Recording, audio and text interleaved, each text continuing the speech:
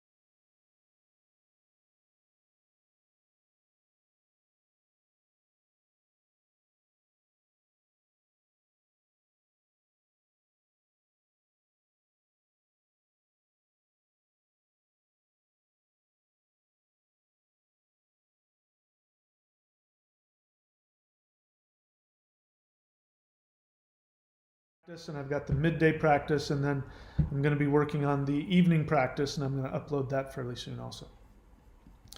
All right, ceremonial witchcraft. Question: when baptized and we disconnect from our ancestors, being a symbolic sacrament, do we use symbolism during ritual to reconnect to our ancestors?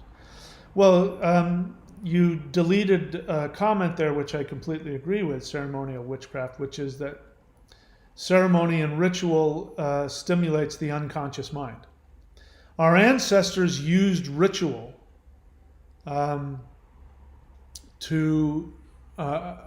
because they understood that our unconscious mind creates everything. So your unconscious mind literally creates your reality. So the beliefs that you hold, not consciously but unconsciously, the programs, this is why This is why my experience of Christianity is so destructive, because even though you've got all these things in there to make you feel good, like Jesus saving you and Jesus dying on the cross and Mother Mary, you've got all these things, and God is love, and if love your neighbor as yourself, and all these really great teachings. The underlying assumption is that human beings are pieces of garbage that are born in sin and that are worthy of destruction. That is something that gets put into you. You get branded with that, and it gets into your unconscious from the moment that you're born. And the whole baptism is about being washed away of what? Your identity, because you are sinful. You are born evil and separated from God. And so you have to be washed away of your sins. Even how beautiful, I got baptized. I remember getting baptized as a kid. It was I had this I remember the feelings that I had, and it was really wonderful. Except that in order to be baptized, you have to first believe that you are worthless and that you are deserving of destruction and hell. And you're being reborn, meaning that you want to get rid of who you were born to be. It's all about denying your essence because of the person who created you, for some reason, didn't have the ability to create you perfectly exactly the way you were. So, Christianity has ritual as well, which works with the unconscious in order to deny your connection to yourself. So, can you use symbolism to reconnect to your ancestors? Absolutely. People still do it. You go to graveyards and they bring a drink and they pour a drink on the ground. One for you, one for me. All that stuff works. But lighting candles to the ancestors works. Lighting a fire to the ancestors works. There's a reason why we put I'm just sitting here thinking about. I'm looking at a picture of my fiance who passed away. I keep the coffee cup of her picture there, with me all the time. That's a symbolic gesture to the ancestors. When you put the picture of your grandparents on your fireplace, that is a symbolic ritual thing to do, because the fireplace was originally called the Ingle Nook, the Nook of Ing. Ing is the god of the ancestral fire. And he's one of the runes as well. And it's the same god in the Vedic tradition called Agni, which is the god of sacred fire that burns away the offerings to the ancestors and creates the smoke that goes to the heavens. So of course, every sacrament, every symbol, every ritual that you do is something that can be used to connect to the ancestors. And it connects you on an unconscious level. Your unconscious mind, when it comes to ritual, is far more important than your conscious mind. Okay, did I answer your question? All right, I don't see any more questions here, so I'm prepared to say goodbye for the day. So that's it. So do me a favor, if you are interested in all of my books and everything that I was reading from today, you can go to courses.thunderwizard.com. Of course, subscribe and hit the bell button. If you subscribe and hit the bell button, you will achieve enlightenment, guaranteed. And the 90-day challenge, I recommend that you go check that out. That's it. All right. Hope you guys are doing well, and I'll talk to you all very soon.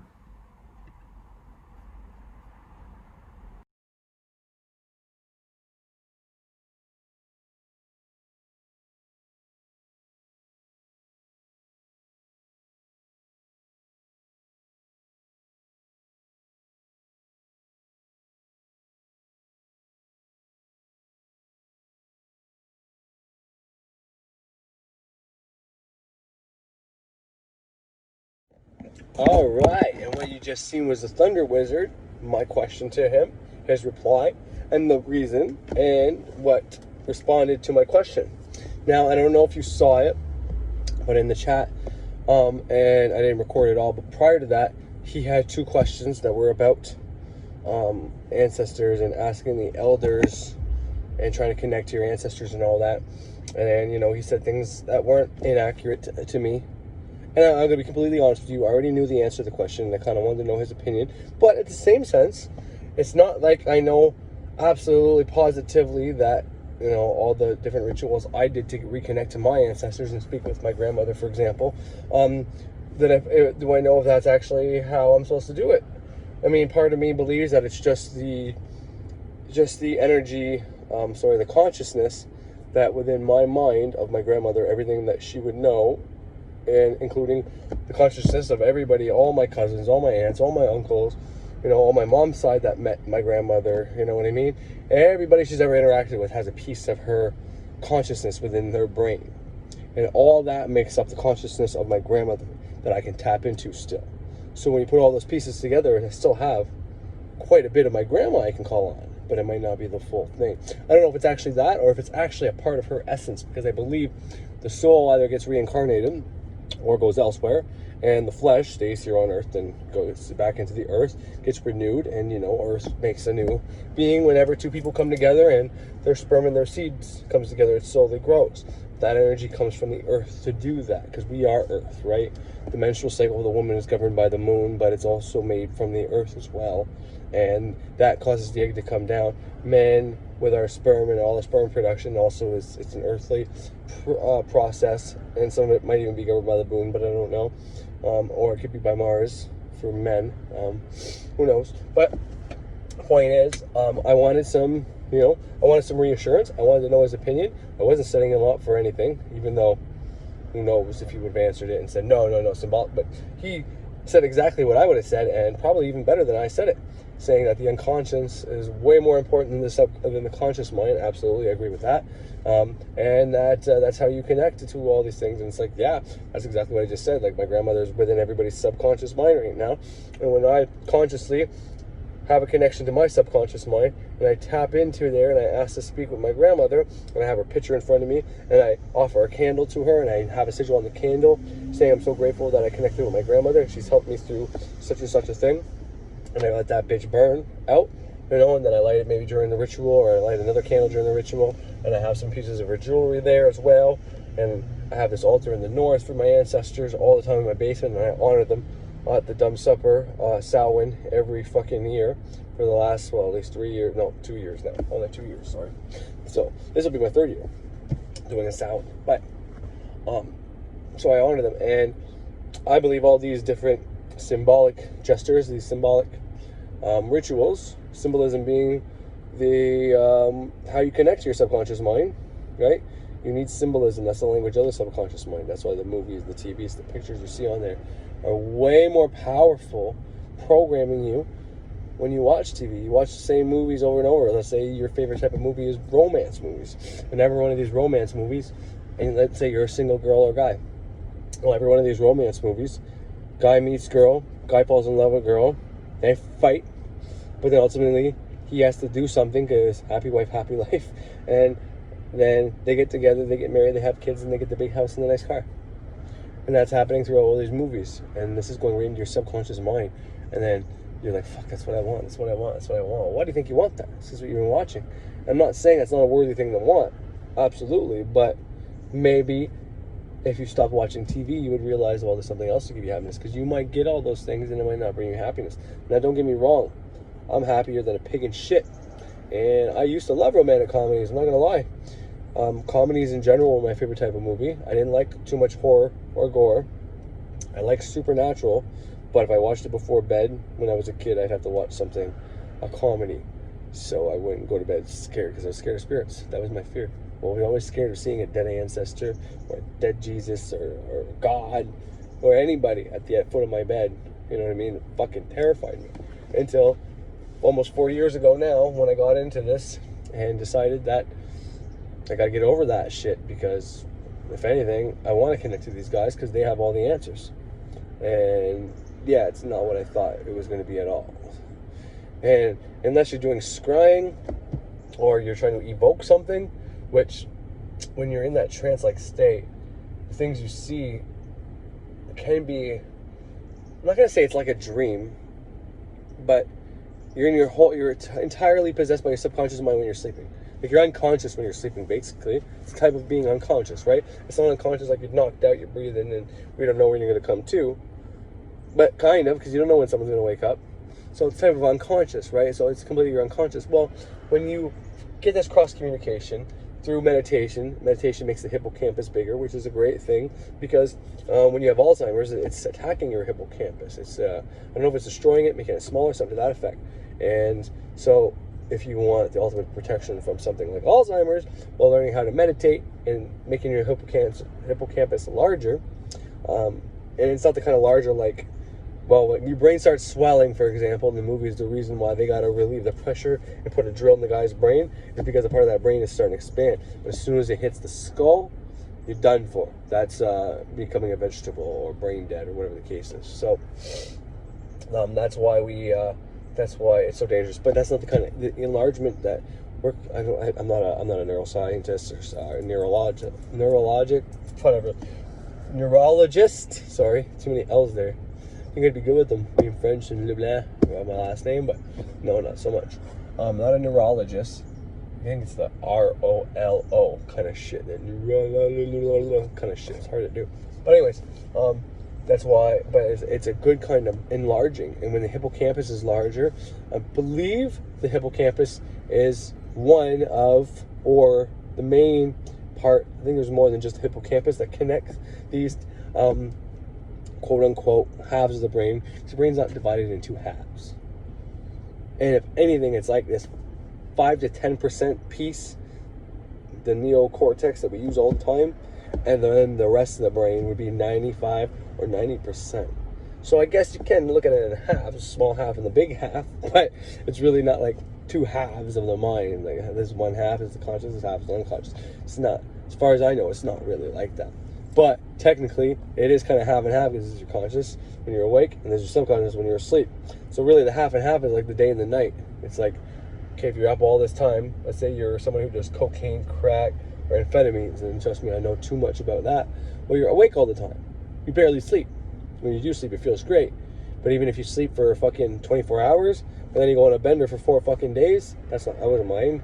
By the way, I would stay up really late and only get like 4 hours a day to 2 hours a day sleep if I was doing stuff. I always managed to fall asleep, and I always made sure I ate. I'm not saying I was a smart dope fiend, but I'm saying I'm smarter than most when it came to that, because I knew my body needed certain things, and I had to force myself to do it. And when you force yourself to eat on something like that, you actually start feeling better. It kind of draws that away. It kind of pushes it out of your system. You know, it's kind of weird, but especially by drinking water and a lot of stuff like that. But anyways, but yeah, you're more awake than asleep. Well, if you're doing that and you're trying to do magic, not going to work. You need your subconscious to work on things. And if you don't have a good cross communication, like, your subconscious is always there, but while you're consciously awake, your subconscious is in the background performing all the important tasks, right? When you're asleep, it's a lot easier for your subconscious to do a lot more things for you. Just like when you meditate, just like doing ritual, all these things make it easier. The only time I think, sorry, I said this before, but when you start breathing, when you think about breathing, it's one less thing for your subconscious mind to do. And I think this is one of the many reasons why breathing techniques are helpful, because your subconscious mind is in charge of healing your body if it wants to. It can heal you or it can destroy you. It depends on what you put in your mind. You're watching all these doctor shows, like I said, with all these fancy diseases, telling people, oh yeah, it's very common. It's very common. It's more common than you think. Yeah, this brand new disease is very common. Oh yeah, it's just a movie. These stats aren't real, but they'll say, oh yeah, there's like 80,000 people just in the city alone that have it. It's like, that goes right into your brain, and it's not even real. Yet now your brain thinks, okay, well, my city has got a population of 50,000. Then holy fuck, everybody in the city might have it, and you just cause everybody in your city to get it. No, I don't think so. But at least you are at risk at the very least. Point is, though, unless you have a really powerful subconscious brain, but when you start breathing on your own and you take it over consciously, well, you connect to your subconscious mind via that way, and it's very healing for you. You can heal things just by breathing. And what do you think that is? It's one less task for your subconscious mind to have to do for you. So say, okay, he's doing the breathing right now, so let's heal that fucking tumor that's starting down there, and let's just get rid of that. Tell those cells, hey, you're fucking up. You're You're not an entity by yourself. You need to work and cooperate with the rest of us, and if you don't, we're killing you off. And they go down there and they fucking kill those fuckers off if they don't cooperate and say, okay, sorry guys, rejoin the group. There's more cells in your body than there's people on this planet. Start talking to those fuckers. But anyways, back to the Thunder Wizard. Yeah, he answered that question beautifully, and I wasn't testing him, and he didn't get off after my question just because he was scared or anything like that. So, I mean, I thought that real fast. I'm like, no, there's no way he's scared of me. He likes to fucking, I think he actually likes and looks for arguments sometimes, to be honest. And I wasn't planning on doing that whatsoever. I didn't want to test my knowledge against his. I actually want to show him respect. And it's something I should have done a long time ago. Even if I disagree with his methods, even if I disagree with him, which I don't on this, by the way, but even if I disagree with him, I should show him respect.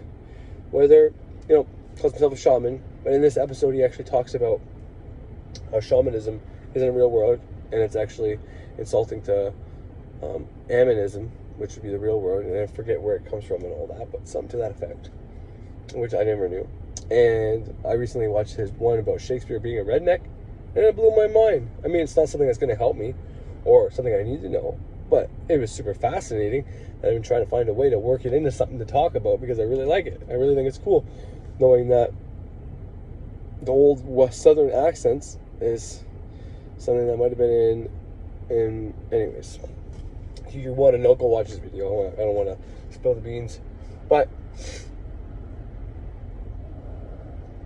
I already knew that symbolism will bring you closer to your ancestors. I already know symbolism is the subconscious mind. There's a few people asking questions, and he just read his whole book, and I don't think he's the type of guy who wants to give the answers away. So I think he likes, but anyways, they asked, like, how do you connect to your elders? How do you connect to your ancestors? And he said stuff like, well, you need to, well, how do you go ask your neighbor for sugar? You just do it, Just telling you basically, to just ask out loud to them. And I think if you do that enough times, it will work, like the affirmation route. Eventually asking your ancestors for help, it'll work. But doing a ritual, symbolic ritual to bring them back in. And maybe you do a symbolic ritual to, and it's up to you. I mean, there might be rituals out there designed to help you with this sort of thing. But, honestly, you could design your own ritual to say, okay, well, this ritual is designed to counteract my baptism. The baptism that I accepted that was cleansing me from the demons. I mean, it makes me think of the song Holy by Florida Georgia Line. In one of those verses of the song, he says, "You're the riverbank where I was baptized, being cleansed from the demons," something to that effect. That's putting that in everybody's mind who listens to that song. Okay, baptism equals cleansed from demons. But what you heard Thunder Wizard just say about that one guy who went to sleep that night and had a dream that his ancestors were like, "What are you doing? Why are you cutting us off?" They're not demons. They say it's demons, but it's actually your fucking family. Cutting you off from your own fucking family. But good news is, if Thunder Wizard's right, and even if he's not completely right, if you believe what he said by putting pictures up on your house of your ancestors, well, that's a type of symbolism. Every time you walk by that, your subconscious mind sees that, and it tells your grandma that you still love her, that you didn't mean to cut her off with your baptism, therefore you can still communicate with her. So that's great news, and that's more than I would have understood. I would have just been telling people, make a bunch of fucking symbolic gestures to your ancestors. Make them all candles, everyone you want to communicate with, or make one general one saying, Brother Xavier has a good, it's one of his paid programs, so I don't think I can say it, but he had a good way to connect and use your ancestors for money magic. But yeah, I can't say it but maybe I'll give you a vague interpretation of a vague ritual you can maybe do that's similar to that along the same guidelines, but I have to re-listen to it. So, but I don't want to give out someone else's information. I don't think that's right. So, but I think it's within the Secrets of Wealth or Fire and Water. No, it's a Thought Forms and Servitors program by Frederick Xavier. Because he says there's a lot of things you can do that you don't have to make a thought form. He says making a thought form is a very personal, spiritual, and a great process. And I've been saying that too. When you start dealing with thought forms and servitors, you really start understanding what magic is. Because everything is thought form. Everything is programmed energy. And you can create these programmed energies, and then you understand organized religion. You understand what all these gods and deities are. You start understanding everything, and then you are at that level, so you can't be affected. I mean, I don't think I can, because I go by McDonald's, and I don't crave it with seeing that fucking M. Like, my family goes by McDonald's, and even my wife looks at me like, can we? Like, you're fucking kidding me? Are you guys that fucking easy? Like, holy fuck. But I'm telling you, you become at the level of, mass egregores still might have power over you. But thought forms and servitors and what people send at you, my thought forms crush those. Fuck, I got a bunch. I got a fucking, not military, but at least a fucking small infantry around my house. You know what I mean? Just soldiers and a few snipers that are my thought forms for any motherfuckers coming near my fucking place, sent by anybody. They're gonna pop, pop, pop, pop, pop. And if they get through the sniper fire, well, the infantry's gonna march at them in this fucking, and if they run out of fucking shells, shing, thing, stab the motherfuckers. But I mean, it's fun to do. It's fun to create, and I'm not harming anybody. So it helps me get some Mars energy out, because I am a man. And men, after all, like to experience war. They like fighting. It's something within us. We can't help it. But there's only certain reasons where you can fight, where it's acceptable, right? Being attacked. But do you really want to wish an attack on your family just so you can fight? No. So, by me drawing out an infantry and a bunch of sniper thought forms, and I gotta create scenarios in my head so that I can prepare these guys for what I think is going to happen, and I go above and beyond. So I pretend that the guys I like are going to attack me. So Birch, fucking Freighter, fucking, so let's say thunderwizard, Ralph. Let's just say all the guys, all these magical. Let's just put Eli Quetting and all his dudes that are on his channel. All these guys are going to come at me. Well, what do I do? How do I protect my family from their best thought forms? And I'm going to say they're going to throw at least 10 at me. Let's just say that. So I got to think of E.A. Quetting's worst 10 fucking thought forms. And Thunderwizard's worst 10. And Freighter's worst 10. And Birch's worst 10. And down the list. So I get my fucking thought forms. My servitors. Fucking huge fucking crazy motherfuckers who destroy. And I'm in control of them. And that helps me get rid of my Mars energy. And I get to release any, it kind of satisfies that need for, fighting in war. Because truth be told, when all this business happened with my wife, there's many times I went out driving just hoping to find that guy so I could fight. And that's not healthy. But in the same sense, it's part of being a man. We like to fight. We like to talk about fightings. We like to watch boxing and MMA, and we like to, not all men, but, even in a movie, if somebody's getting picked on and they're getting punched, everybody likes to see that guy fucking fight. Everybody likes to see that guy win. So, it's something within us. And making thought forms and servitors to accomplish that and protect me and my family, well, then that kind of serves that. Tell Mom I'm still in the driveway and I never left. Tell Mom I'm still in the driveway and I never left. That kind of serves and helps my Mars energy to get released. And maybe in a short video today, but I hope you enjoyed it. And I don't know what else to talk about, so if I either need to talk again, I will come on later. So yeah, thanks for listening and have a great fucking day.